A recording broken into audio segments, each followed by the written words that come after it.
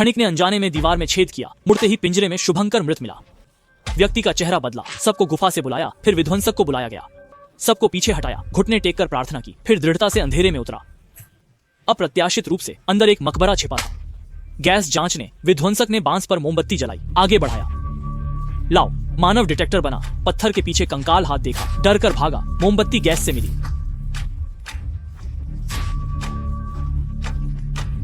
गुफा में विस्फोट। 100 साल बीते, खदान से रहस्यमय बुजुर्ग आया। प्रबंधक स्वागत करने गया। साधारण बुजुर्ग वैज्ञानिक निकला। प्रबंधक उद्देश्य पूछा। प्रोफेसर अस्पष्ट रहा। नमूने के लिए धन का जिक्र किया। नमूना 1 किमी नीचे। प्रबंधक ने 930 मीटर खुदाई बताई। प्रोफेसर ने पैसे दिए। प्रबंधक ने 1 सप्ताह में खदान जाने का वादा किया। समय आया। प्रबंधक ने अनुभवी टीम बनाई। पूरी प्रक्रिया के लिए मार्गदर्शक चुने। कप्तान ने नया खनिक लाया। प्रोफेसर ने अरबी जानने वाले को मांगा। 1 किमी नीचे पहुंचे। प्रोफेसर ने स्थान चुना। विस्फोटक लगाए।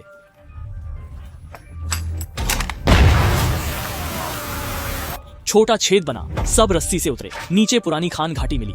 इस समय कप्तान रोलांड ने 100 साल पुरानी एक कहानी सुनाई। कहा जाता है कि एक खनिक ने खदान में एक भयानक राक्षस देखा। एक दुर्घटना हुई जिसमें दर्जनों खनिक मारे गए। डरावनी बात यह थी कि शव भी नहीं मिले। पता नहीं कप्तान जानबूझकर या गलती से ऐसा कह रहा था। यह सुनते ही माहौल तनावपूर्ण हो गया, लेकिन बूढ़े प्रोफेसर बिल्कुल शांत थे। वे साहस से गुफा की गहराई में चले गए। जब तक लोग समझ पाते, प्रोफेसर अंधेरे में गायब हो गए। सब उन्हें खोजने के लिए पीछे दौड़ पड़े। जल्द ही वे एक चौराहे पर पहुंचे। कुछ लोगों ने अलग होकर खोजने का फैसला किया। बाईं ओर गए 3 लोग गुफा की गहराई में पहुंचे और वहां देखकर दंग रह गए। पास ही एक गड्ढा था। लालची बूढ़े जो ने वहां दौड़कर देखा कि वह एक भगोड़े का कंकाल था। उसने तुरंत कंकाल पर खजाने की तलाश शुरू कर दी। खोजने के बाद कुछ नहीं मिला, लेकिन थॉर ने कंकाल के हाथ में एक अजीब चीज देखी। लालची जो ने तुरंत उसे छीन लिया। पता नहीं क्या था, पर सोचा कि कीमती होगा जो भगोड़ा मरते दम तक साथ रखे था। मुंह में डालकर काटा तो पता चला कि वह तियानहुआंग पत्थर था। खुशी मनाने का मौका नहीं मिला। थॉर ने देखा कि कंकाल असामान्य था। उसकी सभी उंगलियां घिसी हुई थीं। फिर थॉर ने बगल की दीवार पर खून से लिखा एक शाप देखा। उसमें लिखा था, वह हम सबके लिए आया है, अंधेरे में छिपा है, अभी सो रहा है, वापस आएगा, हम शापित हैं। अचानक बूढ़े जो की शरारत ने दोनों को डरा दिया। वे वापस मुड़कर दूसरों से मिलने चौराहे पर लौट आए। तब तक कप्तान प्रोफेसर को ढूंढ चुका था। छिपकर देखा कि प्रोफेसर पागलों की तरह दीवार की तस्वीरें ले रहे थे। कप्तान को प्रोफेसर अजीब लगे। वह चुपके से पीछे गया और प्रोफेसर की गर्दन पकड़कर पूछा कि वे अकेले क्यों भटक गए। तभी टीम के साथी ने आगे बढ़कर प्रोफेसर का कैमरा छीन लिया। कप्तान ने प्रोफेसर को चेतावनी दी कि इतने जटिल माहौल में ऐसी हरकतें सिर्फ नुकसान पहुंचाएंगी, लेकिन प्रोफेसर बेपरवाह बना रहा, जिससे गुस्साए साथी ने उसे थप्पड़ मारकर पूछा कि वो लड़ना चाहता है क्या। खनिकों को गंभीर देखकर प्रोफेसर ने तुरंत माफी मांगी और कप्तान की बात मानने का वादा किया। तभी शाउल ने देखा कि जहां प्रोफेसर ने अभी फोटो खींची थी, उस दीवार पर कुछ अरबी चिन्ह खुदे हुए थे। प्रोफेसर ने कहा कि इस दीवार के पीछे वही है जिसकी वो तलाश कर रहा था। प्रोफेसर चाहता था कि खनिक उस दीवार को उड़ा दे। कप्तान मान गया, पर शर्त रखी कि उन्हें बताना होगा कि दीवार में जहर है। फिर भी प्रोफेसर ने चालाकी से उन्हें सिर्फ इतना बताया कि उसमें कुछ ऐतिहासिक अवशेष है। फिर उसने हर एक को 400 फ्रैंक ज्यादा देने का वादा किया। टीम ने दीवार की जांच की और तय किया कि वो उसे उड़ा सकते हैं। इतने इनाम के आगे कप्तान भी नहीं टिक पाया। दुर्भाग्य से कप्तान और प्रोफेसर एक ही थाली के चट्टे बट्टे थे। प्रोफेसर ने उसे चकमा दिया और एक धमाके के साथ दीवार में एक बड़ा सा छेद कर दिया। प्रोफेसर सबसे पहले गुफा में घुसा। अंदर उसने कुछ अजीब से पत्थर के खंभे देखे जिन पर प्राचीन अरबी अक्षर उकेरे हुए थे। फिर प्रोफेसर ने एक लोहे का डिब्बा निकाला और उन खंभों से चूना इकट्ठा करने लगा। उसका अनुमान था कि वे कम से कम 3000 साल पुराने थे। तभी बूढ़े जो को पता चला कि उन खंभों के पीछे एक गुप्त कमरा है। उसमें घुसने पर सब हैरान रह गए। वहाँ अनगिनत लाशें पड़ी थी, मानो उन्होंने मरने से पहले कोई भयंकर लड़ाई लड़ी हो। कप्तान ने एक जंग लगी तलवार उठाई। सदियों पुरानी वो तलवार सड़ी हुई थी। तभी सोल को कुछ और भी हैरान करने वाला दिखा। एक प्राचीन ताबूत जिसके ऊपर एक अजीब सा चिन्ह उभरा हुआ था। उस ताबूत को छूते हुए प्रोफेसर इतना उत्साहित था कि कुछ बोल ही नहीं पा रहा था। यही वो चीज थी जिसकी वो तलाश कर रहा था। उसे देखकर वो अपनी खुशी छिपा नहीं पाया। प्रोफेसर ने अब अपना इरादा छिपाना छोड़ दिया। उसने सबको बताया कि उस ताबूत में शायद कोई प्राचीन रहस्य बंद है। बूढ़े प्रोफेसर ने 30 साल तक इसका अध्ययन किया था और अब आखिरकार उसे देवताओं के दर्शन होने वाले थे। कप्तान को एहसास हुआ कि बूढ़े ने उसे धोखा दिया है। उसे लगा कि ताबूत में कुछ खतरनाक होगा, इसलिए उसने सबको तुरंत वहाँ से निकलने को कहा। प्रोफेसर चाहे जितना मनाए, पर उसे ताबूत खोलने की इजाजत नहीं दी गई। इतने सारे मजदूरों के सामने वो कुछ नहीं कर सका और मजबूरन मान गया। जाने से पहले प्रोफेसर ने एक तस्वीर ली ताकि वो कंसोर्टियम के बड़े लोगों को समझा सके, पर सबने पहले सतह पर लौटने का फैसला किया। जब वो उस रास्ते पर पहुंचे जहां से वो आए थे, तो मोटे आदमी ने पहले ही खाई को चौड़ा कर एक पुल बना दिया था और आपातकाल के लिए खदान के सफेद घोड़ों को भी नीचे ले आया था।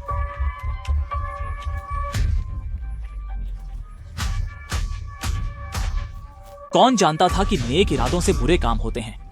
नीचे लाया गया सफेद घोड़ा अचानक बेचैन हो गया और अंधेरे की ओर भागा। खतरा आया और चौड़ी हुई खाई टूट गई।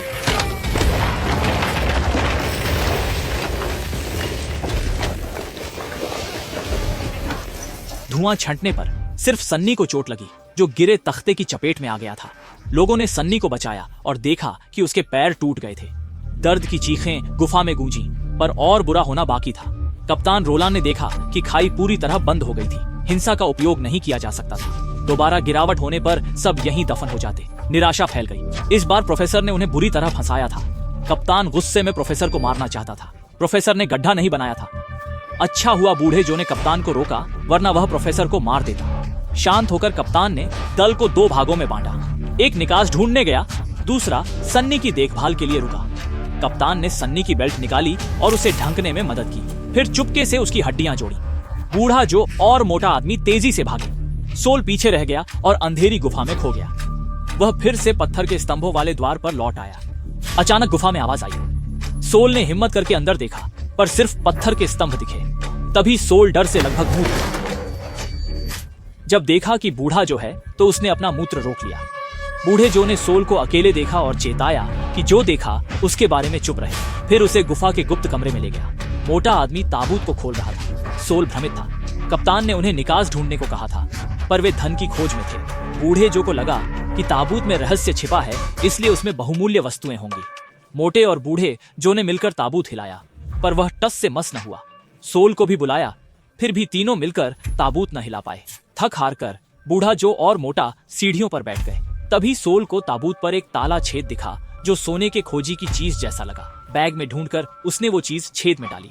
अचानक क्लिक की आवाज आई और ताबूत खुल गया। बूढ़े जो ने आवाज सुनी और खुशी से सोल का चेहरा सहलाया। तीनों ने मिलकर ताबूत खोला। अंदर ढेर सारे बड़े बड़े रत्न थे। मोटा और बूढ़ा जो खुशी से गले मिले, फिर रत्न इकट्ठा करने लगे। सोल इसमें शामिल नहीं हुआ। वह दूसरों को बताने जाना चाहता था। बूढ़े जो ने सोल को रोका, थप्पड़ मारा और धमकी दी कि किसी को न बताए, वरना मार डालेगा। फिर उसे मारा पीटा। सोल मुश्किल से भाग पाया।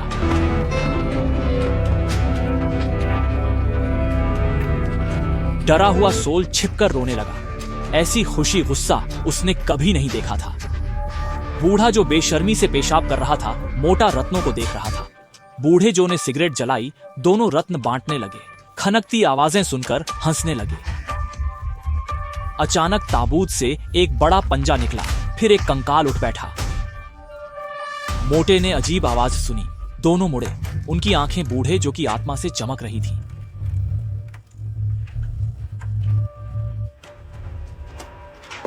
सोल हैरान था। मोटा और बूढ़ा जो अंदर से बाहर निकल रहे थे।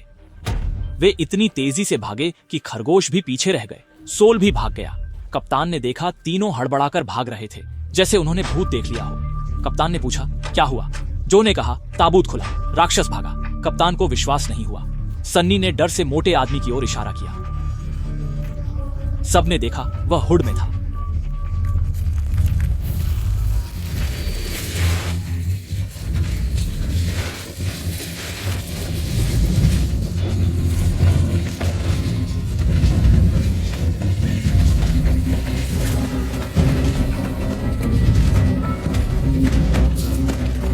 सब पीछा करते एक गुफा में पहुंचे।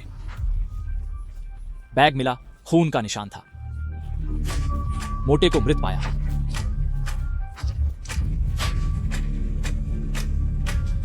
मोटा दीवार पर लटका था, गला गायब। सोल रोया, अनुभवी खनिक भी डरा। भय फैला। कप्तान ने शव उतारा, कपड़े से ढका। साधारण अंतिम संस्कार किया। प्रोफेसर आया, दुखी हुआ कैमरा न होने पर। शहीद की तस्वीर न ले पाया। एक वाक्य से खनिक गुस्सा हुआ, मारने को तैयार। कप्तान ने रोका, प्रोफेसर से पूछा, राक्षस क्या था? प्रोफेसर ने बताया, पुरानी सभ्यता, अरब लोग मानते थे देवता। मंदिर बनाए।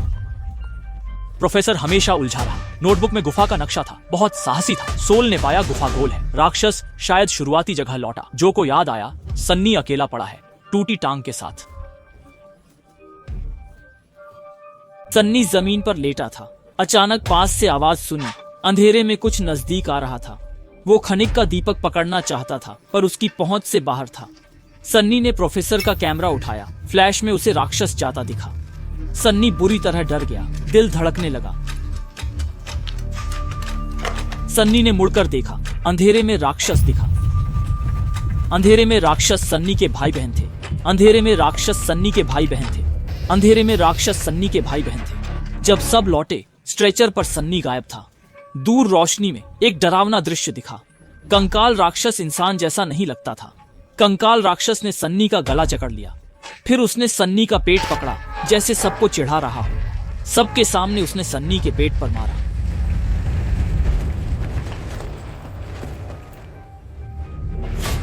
सन्नी ज्यादा देर तक नहीं बचा, आंखें खुली रह गईं। ओल्ड जो चुप रहा। रामी ने बचे विस्फोटक जांचे। सिर्फ 2 विस्फोटक बचे। 2 विकल्प सामने थे, या तो राक्षसों को उड़ाएं या भागने के लिए इस्तेमाल करें। दोनों में जीवित बचने की उम्मीद कम थी। प्रोफेसर ने तीसरा विकल्प दिया, गुफा लौटने को कहा। वहां राक्षस रहते थे, पर पत्थरों पर निकास के संकेत थे। भक्त बाहर से आते थे तो प्रवेश द्वार होना चाहिए। खतरा था राक्षस का, पर लड़कर ही बच सकते थे। कप्तान को लगा ये जोखिम भरा है, पर कोई चारा नहीं था। कप्तान को मृत घोड़े का डॉक्टर बनना पड़ा। सुराग खोजने पत्थर की गुफा गए। वे गुफा लौटे, सब डरे। कंकाल राक्षस से भयभीत थे। अरबी जानने वाले शाउल ने सुराग पाया। नोटबुक से नक्शा समझा। पत्थर खंभे दिशा सूचक थे। खंभों के निर्देश से उन्हें एक जेल मिल गई। प्रोफेसर ने दीवार पर देखा, जेल में आत्मा भक्षक कैद थे।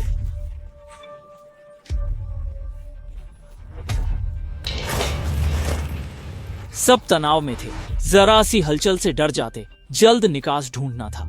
प्रोफेसर के नेतृत्व में गुप्त कक्ष लौटे। कप्तान को संदेह हुआ। शाउल ने देखा, दरवाजे के खंभों पर ताजा खून था, कमरे तक फैला था। कप्तान ने प्रोफेसर को अंदर भेजा। शाउल पीछे गया। सफेद घोड़ा मृत मिला। प्रोफेसर ने यंत्र चलाया। कप्तान तीनों को बाहर कर दिया। प्रोफेसर ने शाउल से दीवार पर सुराग खोजने कहा। शाउल ने आग जलाई। महत्वपूर्ण संकेत मिले।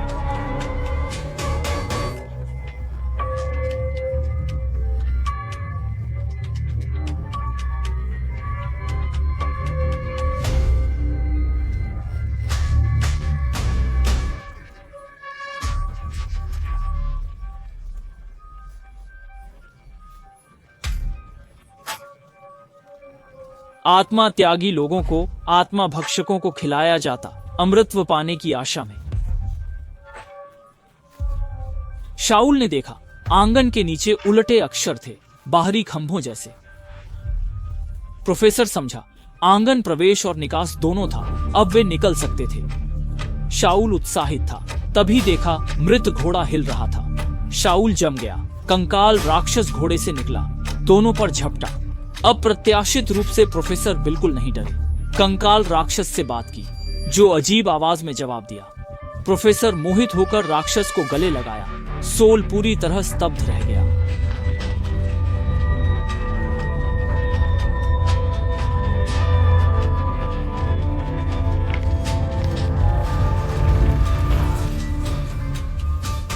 प्रोफेसर को नहीं पता था कि यह पहल उन्हें जीवन भर का पछतावा देगी। राक्षस ने प्रोफेसर को कसकर पकड़ा, गर्जा और उनकी हड्डियां कुचल दी। वे कीचड़ की तरह गिर पड़े। दरवाजे पर खड़े थॉर ने यह देखा और डरकर पत्थर के दरवाजे पर थपथपाया। आखिरी पल में कप्तान ने दरवाजा खोला और थॉर बच निकला। भागते समय वे प्रोफेसर की डायरी भी ले गए। थॉर अभी सांस भी नहीं ले पाया था कि बूढ़े जो ने सबको जल्दी जाने को कहा। प्रोफेसर की मौत पर सोल ने गलती नहीं मानी और गुस्से में वापस चला गया। उसने बूढ़े जो को लालची कहा, ताबूत खोला, राक्षस छोड़ा और उसके बैग में सबूत बताया। लाओ। मी ने बैग छीना और उसमें से भारी रत्नों का थैला निकाला। सच्चाई सामने थी। बूढ़े जो चुप थे। लाओ। मी ने गुस्से में उसे मारा। कप्तान ने पूछा कि इतने लोगों को मारकर ये रत्न किस काम के? अब प्रोफेसर भी मर चुके हैं, उनका अंत हो गया है। तभी शाउल प्रोफेसर की डायरी लेकर सामने आया। उसे यकीन था कि वो उन्हें बचा सकता है। टीम की आखिरी उम्मीद के रूप में वे सोल पर भरोसा करके उसके पीछे चल पड़े। इस वक्त गुप्त कक्ष में उल्लू राक्षस ने धीरे से पत्थर का दरवाजा खोला। सोल ने काफी देर खोजने के बाद आखिरकार दीवार पर संबंधित निशान पाया। दूसरी ओर देखा तो दीवारों के दोनों तरफ एक एक निशान था। जैसे ही सोल सही दिशा का विश्लेषण कर रहा था, अंधेरे से आई गर्जना ने सबको डरा दिया। रोशनी में दूर तक सिर्फ अंधेरी खदान दिखाई दे रही थी। सबने लाइट बंद करके छिपने का फैसला किया, पर गर्जना और करीब आ गई। कुछ डरे हुए बुजुर्गों ने रुकावट के बावजूद लाइट जलाए रखने की जिद की, लेकिन अगले ही पल सोल डर कर भाग गया। बुजुर्ग घिसटते रहे। कंकाल राक्षस ने उन्हें खींच लिया। सोल को नहीं पता था कि वो कितनी दूर भागा। पीछे देखा डर से कि कंकाल पीछा न कर रहा हो। इसी वक्त दोनों जान बचाने भागते रहे। जल्द ही एक तिराहे पर पहुंचे। हर रास्ते पर डायरी के मुताबिक निशान थे। उन्होंने तीसरा रास्ता चुना। काफी देर चलने के बाद एक बंद खदान में पहुंच गए। खदान मृत खनिकों से भरी थी, शायद वही किंवदंती वाले दर्जनों मजदूर, पर यहां से कोई रास्ता नहीं था। निराश होकर सोल ने डायरी फेंक दी। कप्तान ने उठाकर उसे फिर से देखने को कहा। प्रोफेसर ने इतने साल अध्ययन किया है, पूरी तरह गलत नहीं हो सकता। सोल ने प्रोफेसर के अनुवाद को देखा और याद आया कि अरबी दाएं से बाएं लिखी जाती है। बचने की उम्मीद देख कप्तान ने तुरंत निकलने का फैसला किया। तभी कप्तान बेबस देखता रहा, जैसे कंकाल राक्षस सोल को पकड़ कर ले गया।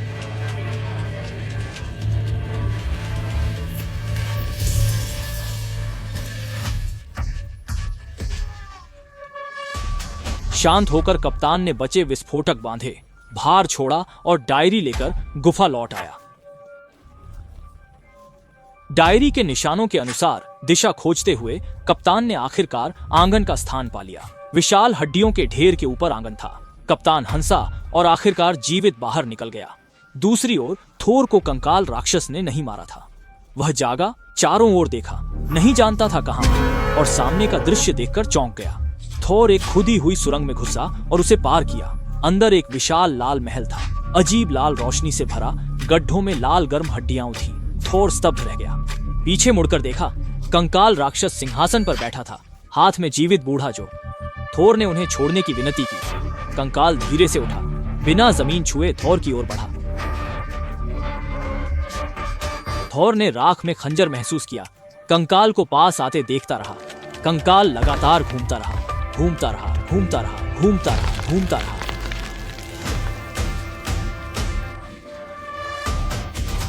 कंकाल सिर को नियंत्रित कर थॉर से बात कर सकता था। वह बाहर जाना चाहता था। थॉर समझ नहीं पाया। थॉर को एहसास हुआ कि कंकाल एक परजीवी है, जिसे पुनर्जन्म के लिए ताजा मांस चाहिए। थॉर ने बाहर एक मृत कीड़े का गोला देखा था।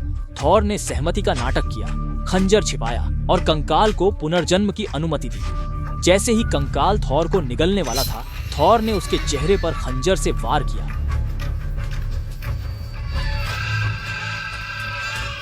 वह आखिरकार आंगन से बाहर निकला। पीछे कंकाल क्रोध से गरजा। थोर जल्दी से हाथ पैर से आंगन पर चढ़ने लगा। अचानक कप्तान की आवाज आई।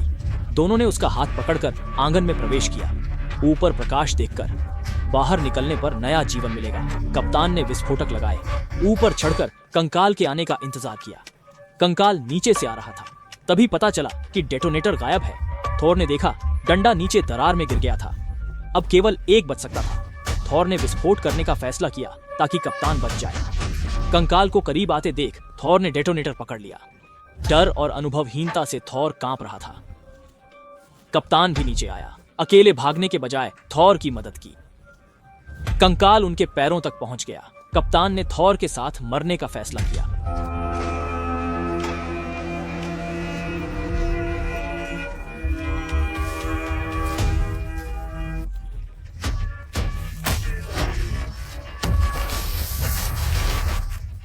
पसंद आया लाइक करो, पसंद नहीं आया तो टेस्ट चेंज करो। Love you.